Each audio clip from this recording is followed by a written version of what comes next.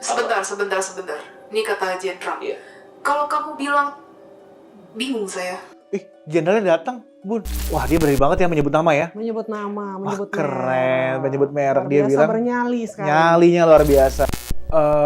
Guys, ini kami mohon maaf sekali. Sepertinya nggak kuat melanjutkan sampai akhir. Kami cuma kuat sampai menit ke-13. Dan ternyata ada di dalam salah satu rumah jenderal. Jadi jenderal itu walaupun sudah ditembak sebenarnya masih hidup.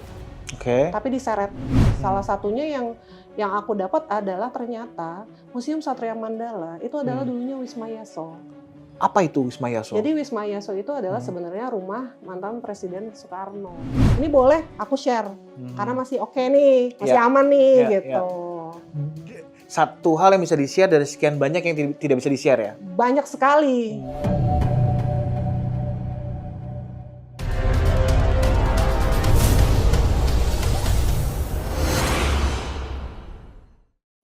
Halo semuanya, apa kabar Sobat Halus sekalian? Selamat tahun baru 2025.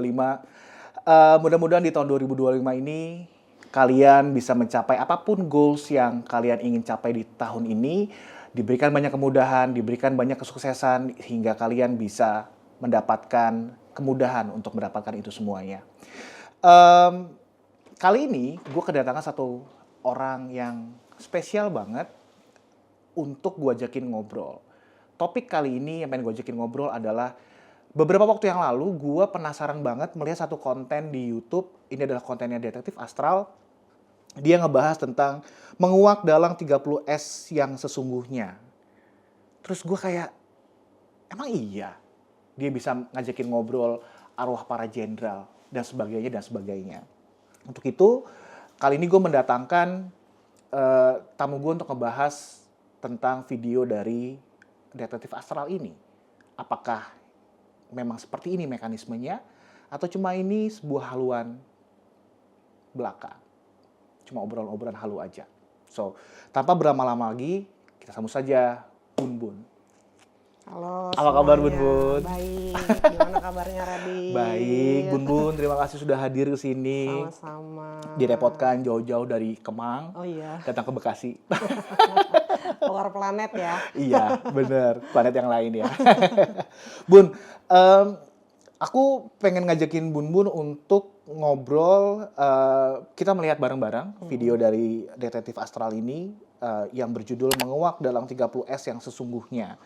Kita lihat bersama-sama, terus nanti kita bisa bahas tentang mekanismenya dia bagaimana, metode yang digunakan seperti apa, apakah benar astral projection itu, atau yang mungkin dia sebut sebagai, sebelum dia pernah bilang sebagai Mrogo Sukmo, itu benar yang dia lakukan, atau gimana, kita tonton bareng-bareng dulu ya. Oke. So, teman-teman, kita tonton bareng dulu. Bunda juga belum melihat video ini ya? Belum. Belum lihat ya, jadi kita ya. lihat bersama-sama. Oke.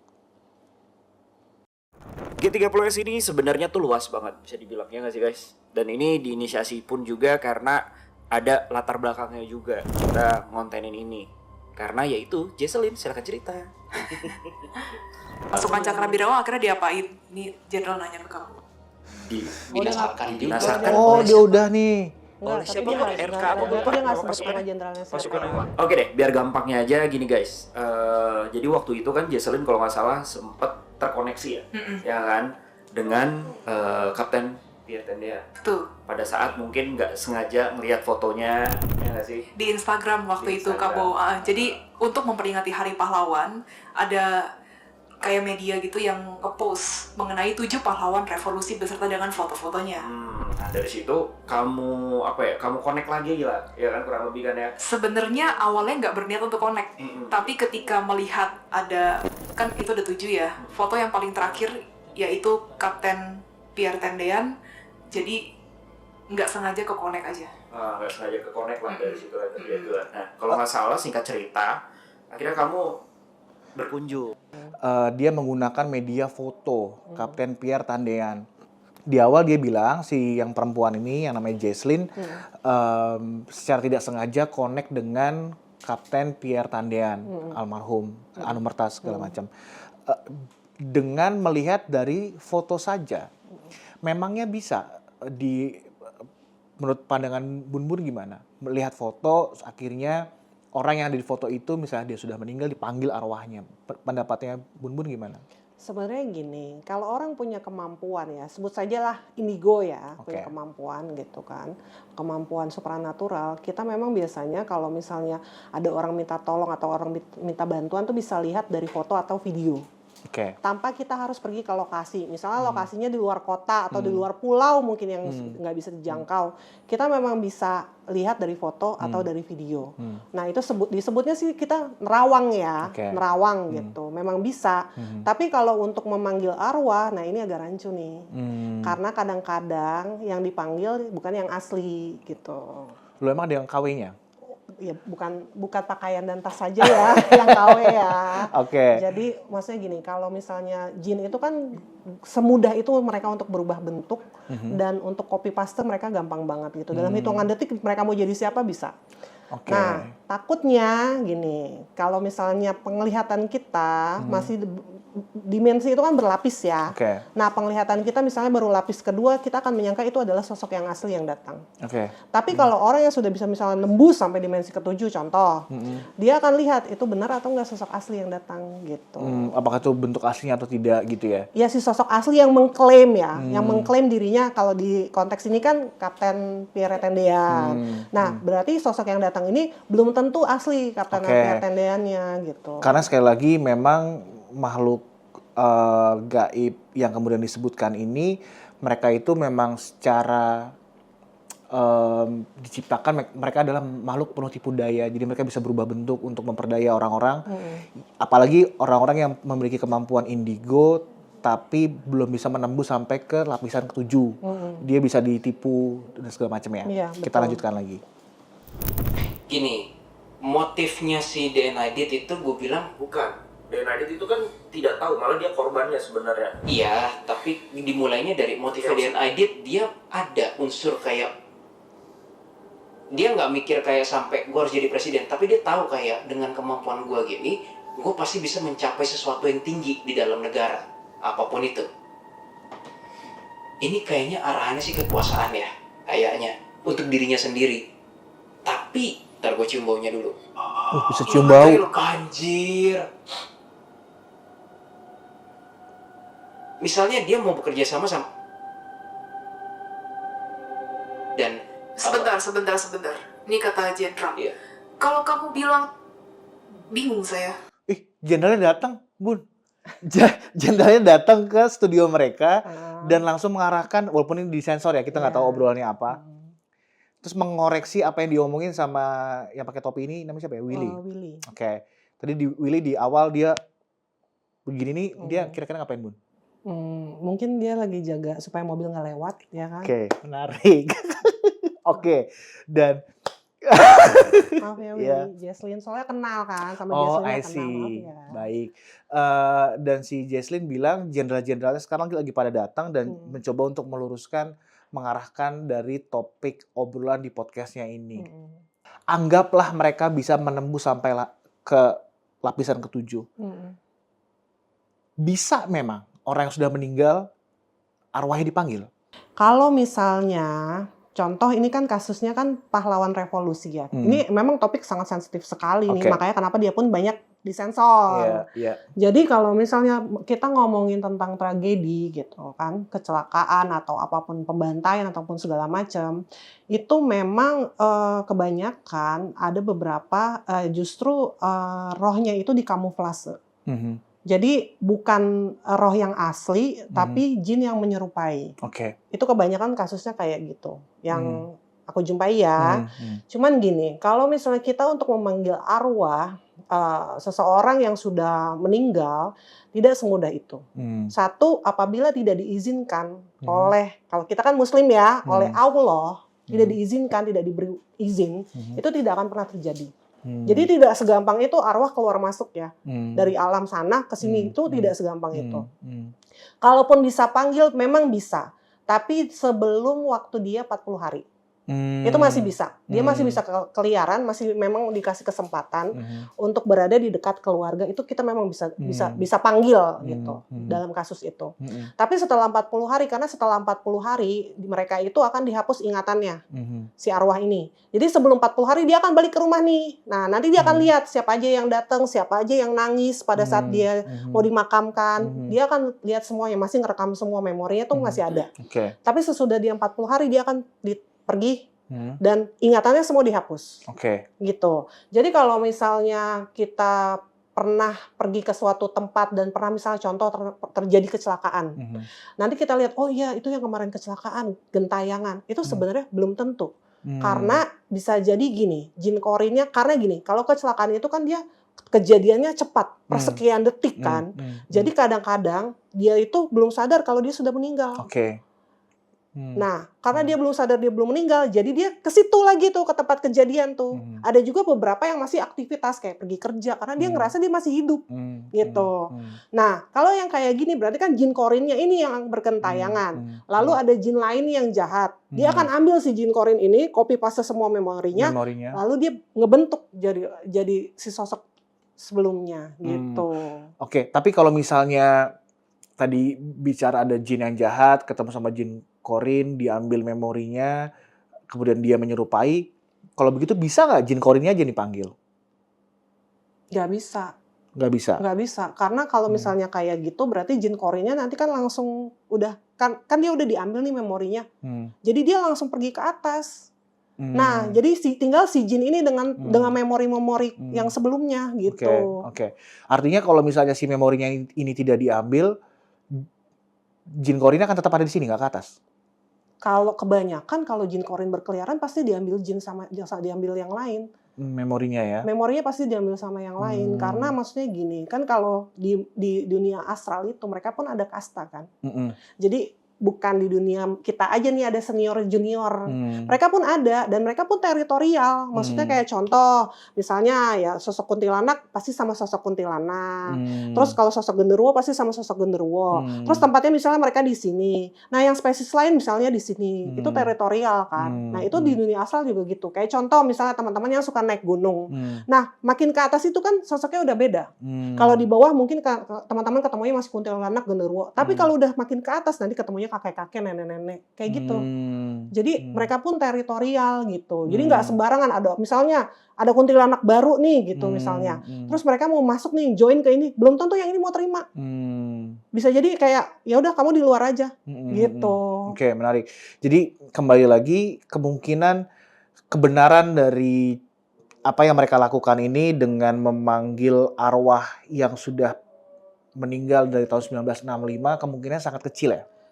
Sangat kecil untuk memanggil arwah tuh sangat kecil karena kan gini kan kita itu berurusannya bukan semudah itu ya. Jadi kan kita mau dapat izinnya nggak nih kan yang mengeluarkan izin ya pasti kan udah levelannya sudah malaikat ya kan, sudah Tuhannya sendiri gitu dan tidak semudah itu gitu kan. Karena kalau kita panggil kan berarti kan kita ada sesuatu yang maksudnya gini. Harusnya mereka tidak boleh keluar, tapi mereka harus keluar gitu. Tapi maksudnya gini, case kayak gitu bisa juga jadi kalau dengan memang orang-orang yang pilihan. Jadi mungkin Tuhan menurunkan mereka lagi ke dunia karena mungkin orang-orang ini ada mengandung misi. Gitu. Itu kalau case gitu bisa. Tapi maksudnya gini, bukan kita yang panggil, mereka yang akan cari kita. Misalnya contoh, dia ada satu anak yang sekarang misinya perlu kesini.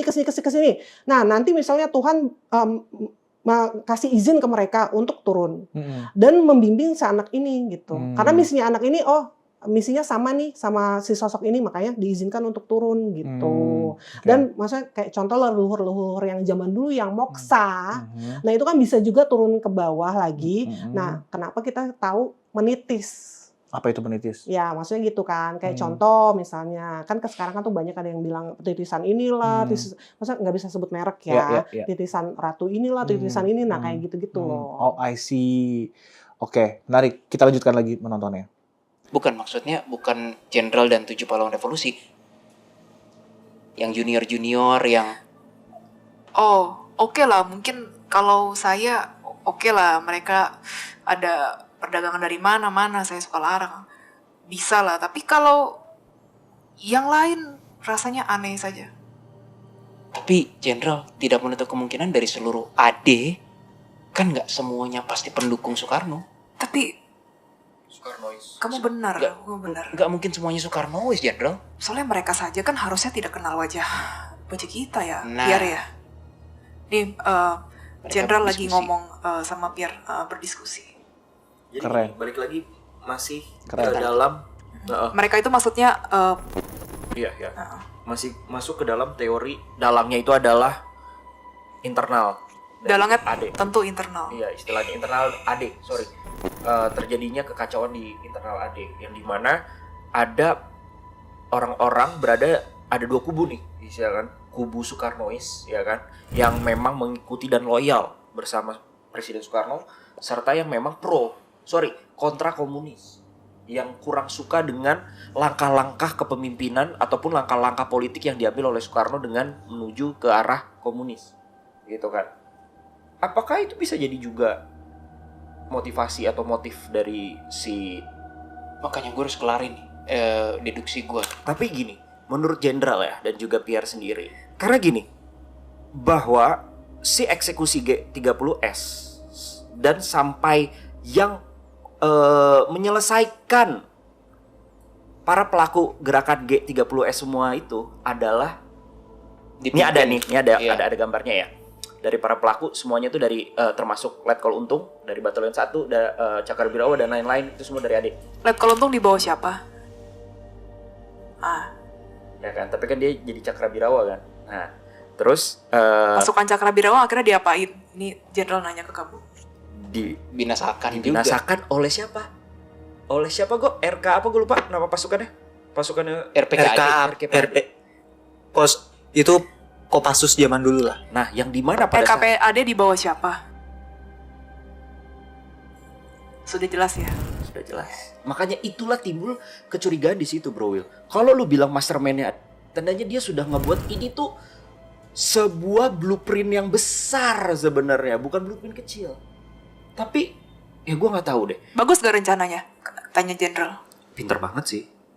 Buat teman-teman semuanya, ini disclaimer dari kami ya, bahwa kami berdua saat ini tidak mereaksi tentang bagaimana sejarahnya ini terjadi, siapa yang salah, siapa yang kemudian bertanggung jawab atas tragedi 30S PKI saat itu, pemberontakan G30S PKI saat itu. Tapi kami lebih kepada memberikan reaksi terhadap bagaimana detektif astral ini melakukan atau merekonstruksi cara mereka yang katanya dia bisa memanggil arwah para jenderal yang saat ini sedang datang di studionya mereka, dan juga Kapten Pierre Tandean.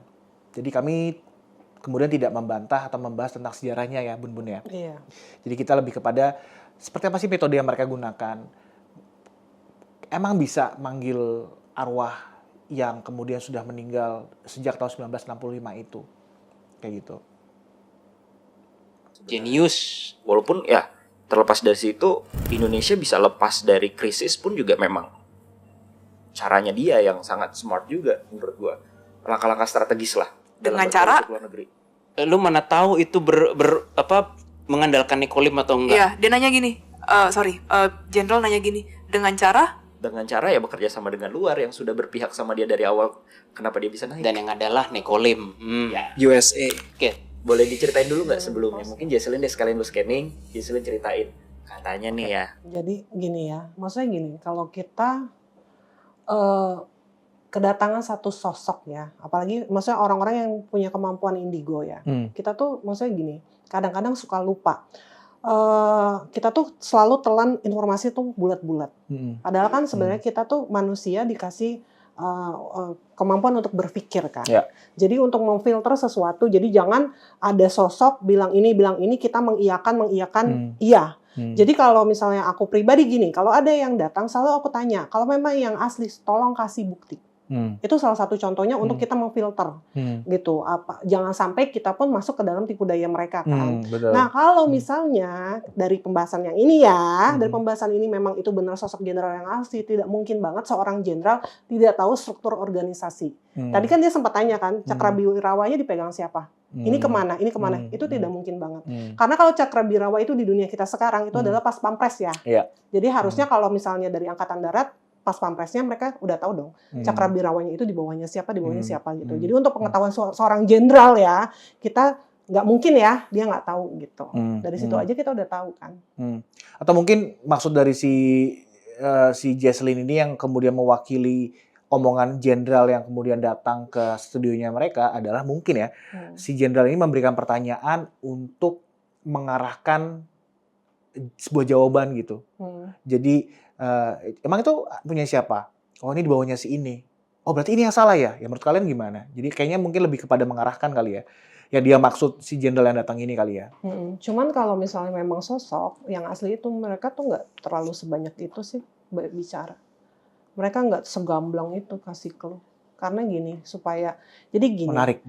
Gini ya, maksud kita agak nyerempet sedikit aja ke peristiwanya sendiri ya. Kalau kita mau ngomongin peristiwanya sendiri, itu ya kita nggak bisa cuma lihat dari foto atau video doang.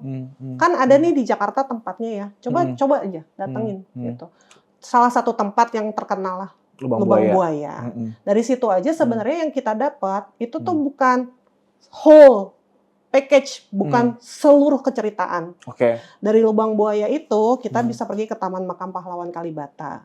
Kita bisa pergi ke Rumah Jenderal. Nah, kalau kita pergi ke Rumah Jenderal, kita punya kemampuan, kita bisa baca yang namanya residual energi atau residual memori. Nah, kita bacanya itu bukan dari sosok, tapi dari benda. Benda-benda yang ada di rumah itu semua ngerekam.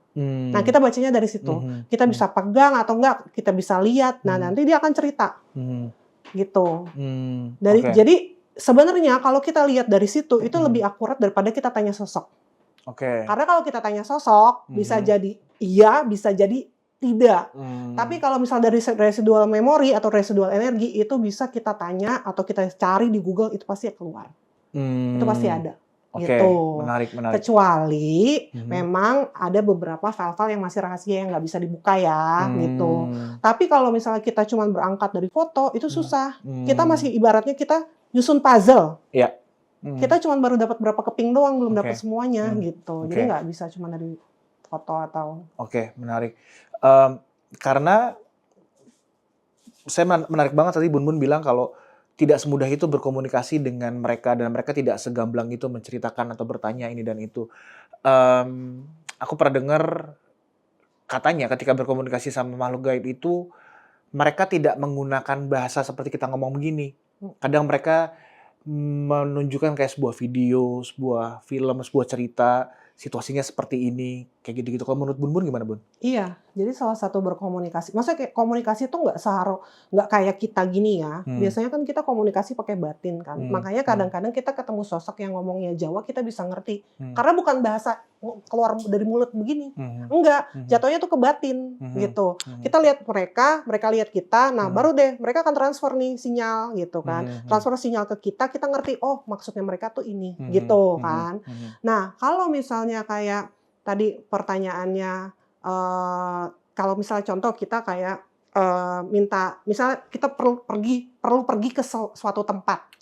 Kita pergi ke suatu tempat. Nah, nanti kan biasanya kalau misal ini yang kejadian sama aku ya, akan diarahkan ke titik-titik tertentu. Misalnya kayak contoh, kamu cari ini, kamu berdiri di sini, posisi kamu menghadap sini. Nah, itu biasanya kayak gitu.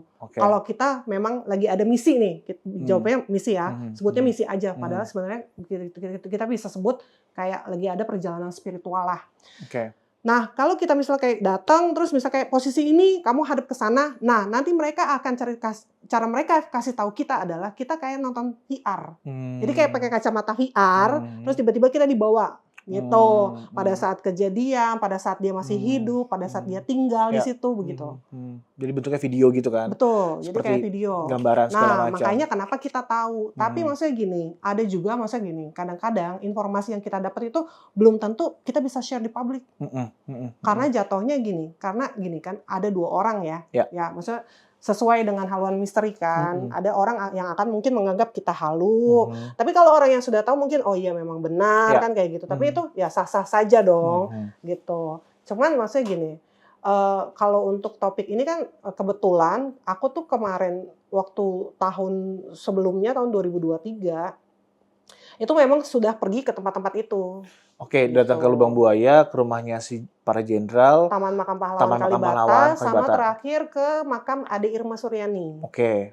Nasution, yang anak kecil menjadi korban kan gitu.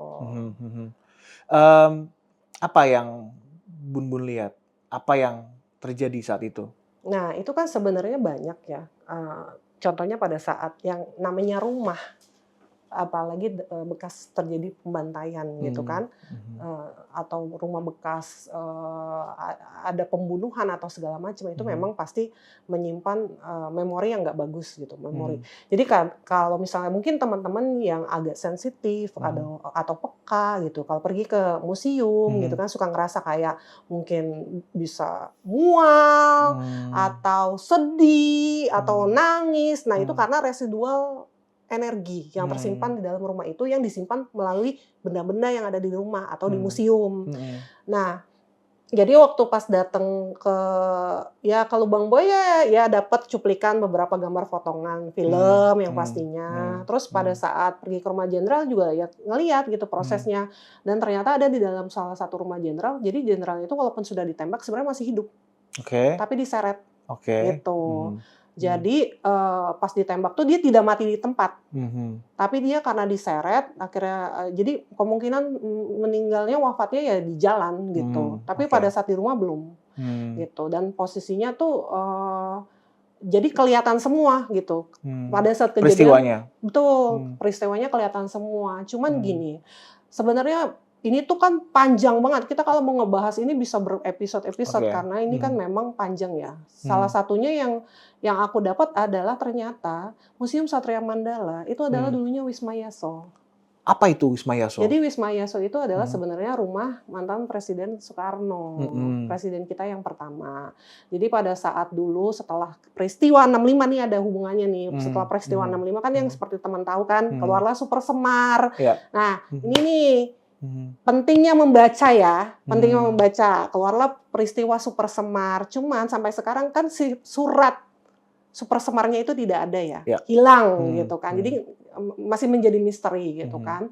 Dan Wisma Yaso itu sampai akhir hayatnya sampai meninggal itu Bung Karno di rumah itu.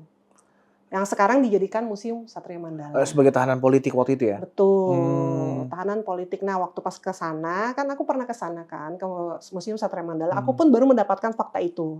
Ternyata ini tadinya rumah, gitu-gitu segala macam. Dan kondisinya tuh di dalam rumah tuh tidak boleh, misalnya dia kan tidak boleh menerima tamu. Keluarga pun tidak boleh berkunjung, dan dokter pun bukan dokter spesialis, jadi dokter seadanya.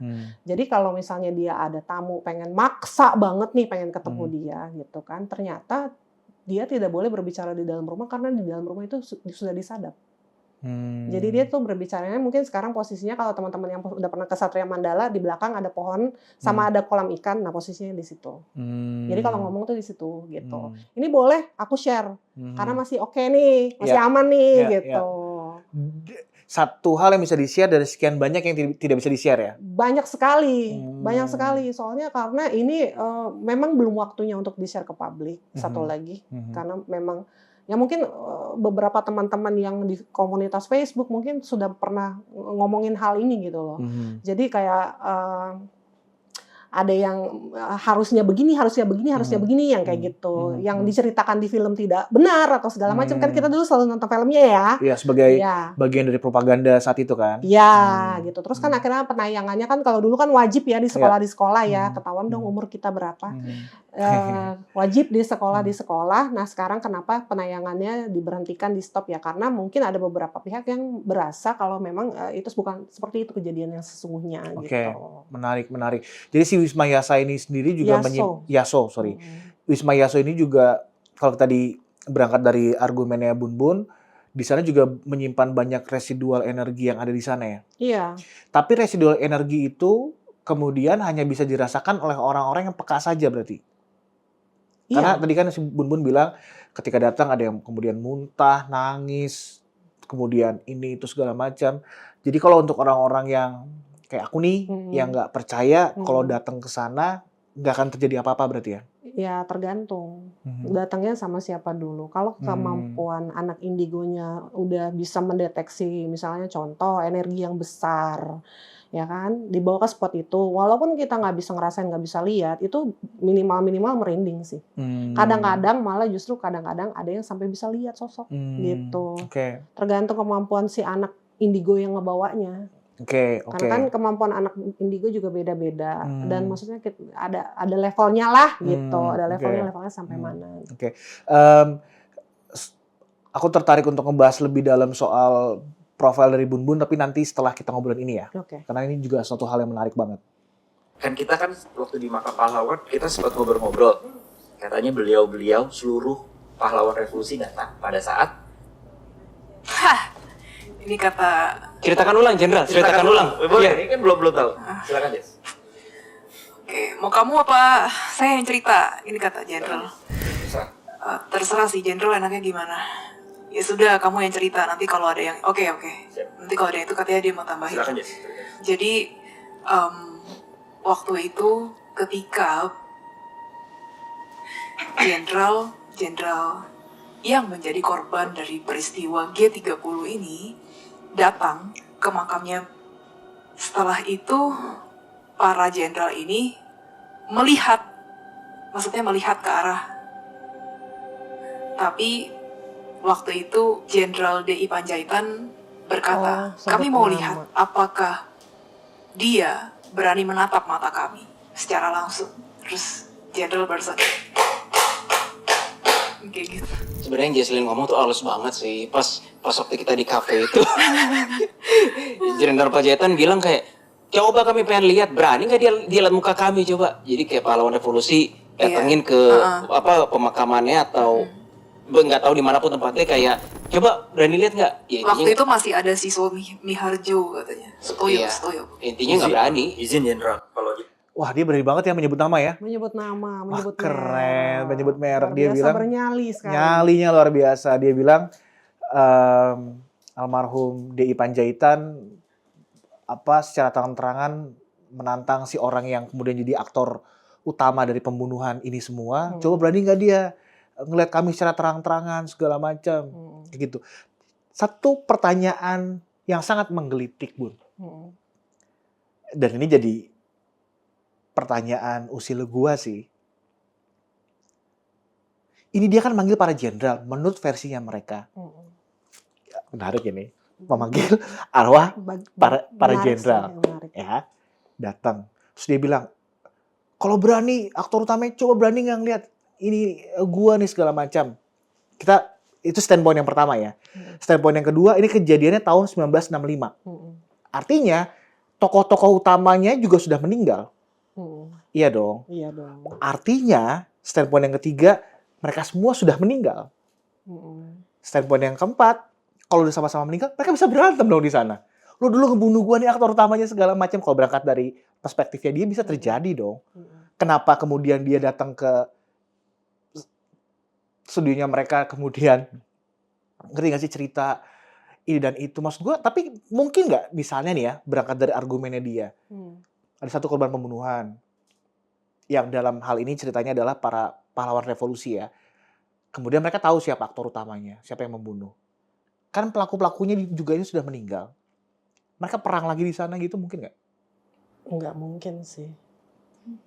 Nggak mungkin. Terus kenapa? Maksudnya gini, ya maksudnya kita ngomong gini juga ya.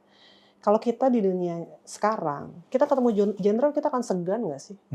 Bisa nggak kita berpelakuan kayak yang barusan dia lakukan? Kayak kita gini, tadi kan dia gini ya, oke jenderal gitu. Bisa nggak kita di depan jenderal oke begini? Biasanya jenderal tuh kan pasti ada ajudan dong. Ditempelin nggak sama ajudan kalau begitu ke jenderal? Sebenarnya gini, kalau misalnya kita ketemu sosoknya itu udah levelnya leluhur ya, kita aja udah segan kan. Pasti kita akan ngomong kita tata apa segala macam kayak gitu kan. Kalau memang benar-benar ada jenderal di situ, nggak mungkin dia akan bersikap seperti itu sih. Dia pun akan segan karena kan auranya aja udah wah gitu kan. Terus maksudnya gini, kalau misalnya kayak yang tadi dibilang, ya pasti harusnya ribut sih. Arwah-arwah itu harusnya ribut dong. Iya. Bisa jadi tusuk-tusukan atau gimana kan. Cuman kan gini, kalau di kepercayaan kita sebagai orang Islam, itu memang sampai 40 hari mereka dikasih kesempatan. Setelah itu nanti mereka dihapus. Dihapus memorinya supaya apa? Supaya nggak teringat keluarga. Supaya misalnya mereka meninggalnya tidak wajar, supaya tidak teringat hal itu. Karena bagaimanapun itu kan pasti salah satu momen yang menyakitkan. Tragedi. Kan? Ya kan, apalagi tidak wajar gitu kan. Jadi itu kan semuanya akan dihapus gitu. Jadi supaya mereka juga apa? Supaya mereka tenang. Kalau mereka masih ada dendam, ya udah, mereka nggak akan pergi sih. Ya, make sense. Gitu. Masuk akal, menarik. Dan pertanyaan usil gue yang kedua adalah, kalau mereka kemudian di alam sana bertemu, terus nggak terima, gue dulu mati, lu yang bunuh nih segala macam, akhirnya mereka tempur, tusuk-tusukan misalnya. Salah satu setannya mati. Apakah kemudian dia jadi setan kuadrat? Ngerti gak sih? Dia kan mati nih, jadi setan. Nah, setan ini dibunuh mati, apakah dia jadi setannya setan gitu? Itu kan satu hal yang buat orang-orang awam kayak gue nggak ngerti kan. Betul, apakah itu kemudian bisa kayak gitu? Betul. Gitu? Ya maksudnya itu pertanyaan wajar ya. Wajar sih orang, maksudnya kalau orang yang nggak ngerti kan pasti bertanya kayak gitu. Sekarang gini deh, contohnya satu keluarga. Kenapa orang-orang tuh orang-orang Islam terutama berdoa kan, semoga kita ketemu di jannah. Bertemu. Di garis bawahi bertemu. Jadi ada kemungkinan satu keluarga aja nggak bakal ketemu di sana. Iya. Dan satu keluarga aja belum tentu ingat. Oh ini istri saya, ini suami saya, ini anak saya. Itu belum tentu berarti kan? Make sense. Nah, masuk akal. Di sana maksudnya kayak gini, apalagi nih ada konflik ya. Kalau misalnya di sana masih ingat, itu semua pasti nggak ada yang masuk surga. Yakin? Iya, make sense. Bener. Pasti jadi masuk neraka semua dong. Bener. Karena bunuh-bunuhan. Wow. Gitu. Argumennya masuk akal banget ya. Dan gue lebih percaya argumen-argumen yang kemudian masuk akal. Kenapa?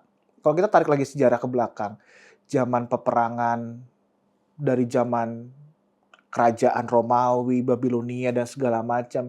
Ketika mereka ketemu lagi di alam sana, ketemu perang lagi dong mereka. Iya kan?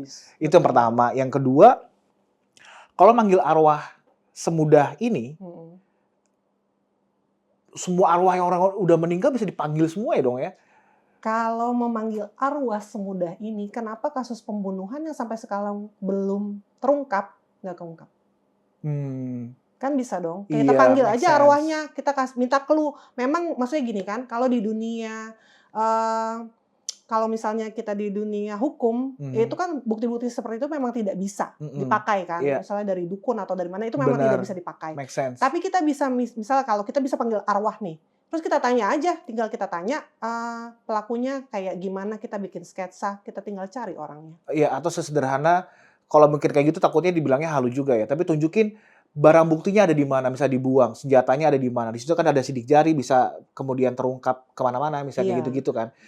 Bener juga untuk kalau orang-orang seperti ini yang kemudian mereka bisa memanggil arwah, kasus-kasus pembunuhan yang sampai dengan hari ini tidak terungkap, mereka aja yang jadi detektif polisi beneran. Iya, cuman memang ada gini juga, kasus yang baru banget kejadian. Misalnya, contoh, kasus pembunuhan. Terus kan ada otopsi. Kan ada juga beberapa dokter otopsi yang memang punya kemampuan kan untuk berkomunikasi kan.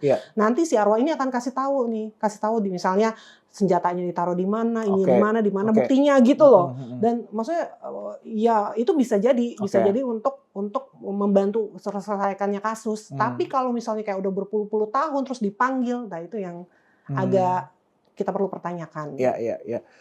Oke, kita coba kuat-kuatin untuk melanjutkan nonton ini ya. Oke, baik. Berapa lama lagi penyiksaan kita? 7 menit. Oke. Karena hanya orang-orang kuat, orang-orang pemberani yang tangguh ya, seperti Marco Polo, pemberani dan tangguh yang bisa kuat menonton sampai dengan selesai. Memang sih ini agak kontradiktif. Kalau dia memang bersengkokol sendiri pada saat itu, ya kan? Tidak mungkin. Oke, aku lanjutkan dulu ya. Ini kata Pierre. Ya, aku lanjutkan dulu ya. Kenapa ada teori tersebut? Karena menjadi seorang presiden, yaitu adalah yang mana waktu saat itu kan menjadi Menteri Pertahanan Indonesia. Tapi 1 tahun atau 2 tahun kemudiannya, gue lupa, dia menjadi ketua MPRS ya. Iya. Yang dimana disitulah yang mensahkan, terlepas dari kontroversi. Besar. Gede banget, bukan dalam doang. Itulah Besar kenapa itu. pada saat Boleh lah gue akhir-akhirnya kasih kisi-kisi off the record ya. mereka berdua ini kayak menjadi kubu yang berlawanan aja, saling tidak suka satu sama lain, dan itu kelihatan di publik. 16 menit lagi. Betul gue ya. Karena media-media pun juga ngerasa bahwa kayak 6 menit. ini 5 menit. nggak akur. 5 menit Iya, lagi, karena penyiksaan kita. Sabar ya guys. secara pangkat atau penjabatan makin diturunin. Itu tuh dekat dengan sebenarnya sering bermain ke rumahnya dan lain-lain. Kami suka ramai-ramai bermain. Nah, Ini di situ, kata betul. Jenderal DI. Karena logikanya ya Jenderal, kalau memang ternyata yang mengkhianati, Guys, ini kami mohon maaf sekali. Sepertinya nggak kuat melanjutkan sampai akhir. Kami cuma kuat sampai menit ke-13. Tapi poinnya sebenarnya adalah kemudian sampai akhir mereka membahas tentang sejarah apa yang terjadi dan segala macam. Cuma poinnya adalah pembahasannya satu ya.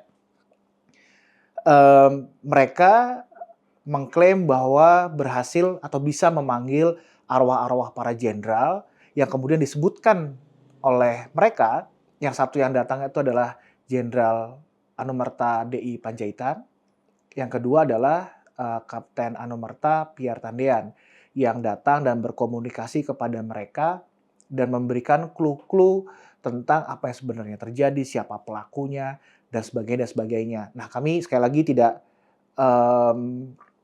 membahas tentang tragedi yang terjadi, tapi lebih kepada bagaimana mereka melakukan astral projection yang mereka sebut sebagai atau disebut sebagai Rogo Sukmo keluar memanggil, akhirnya mereka bisa berkomunikasi.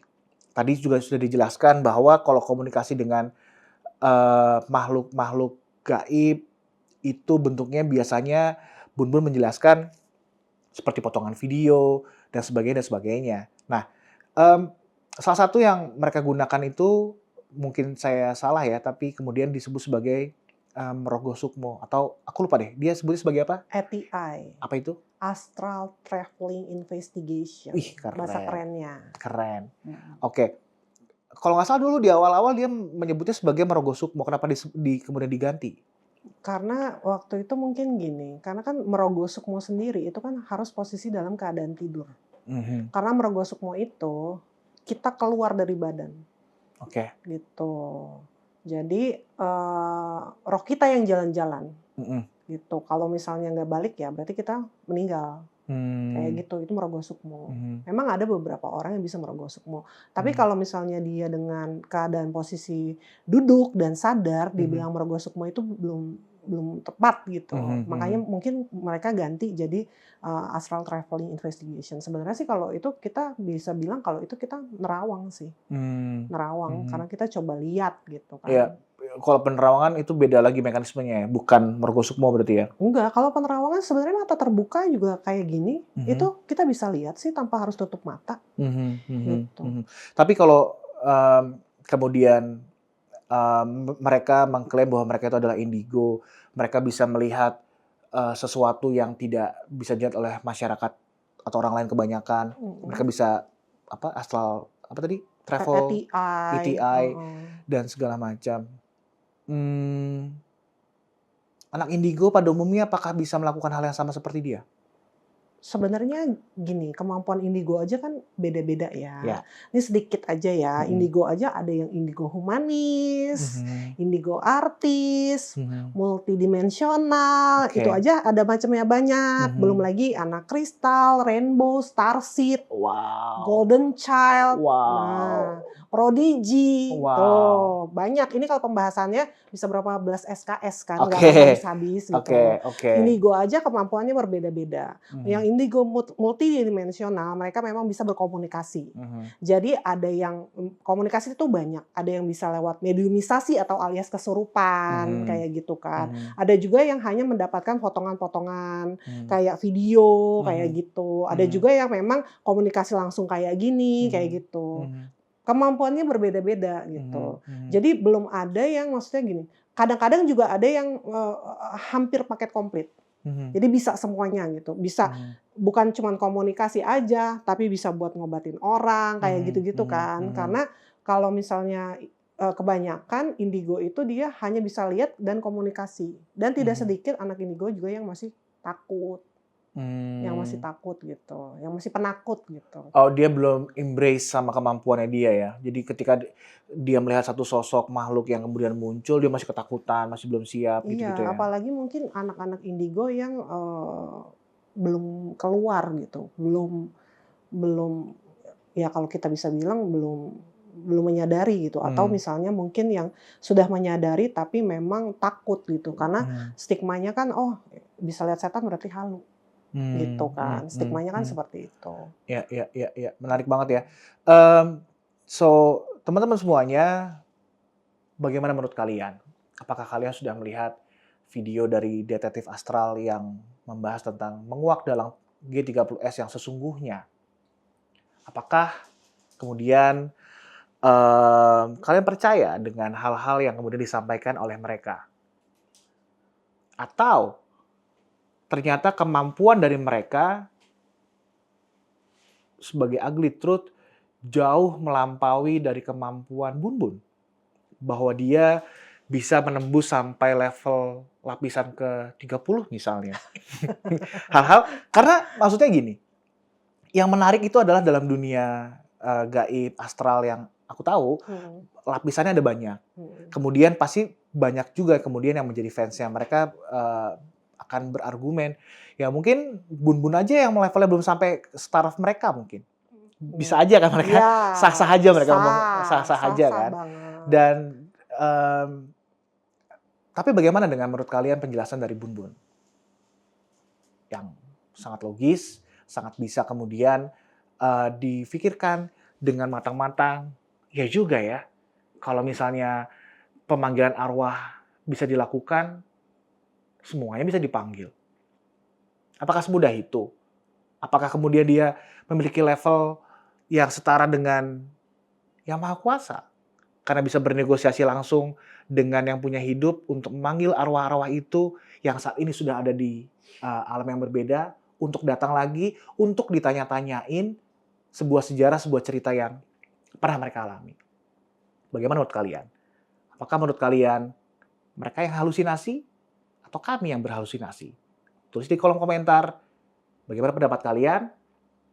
Thank you banget dan sampai jumpa di lain kesempatan.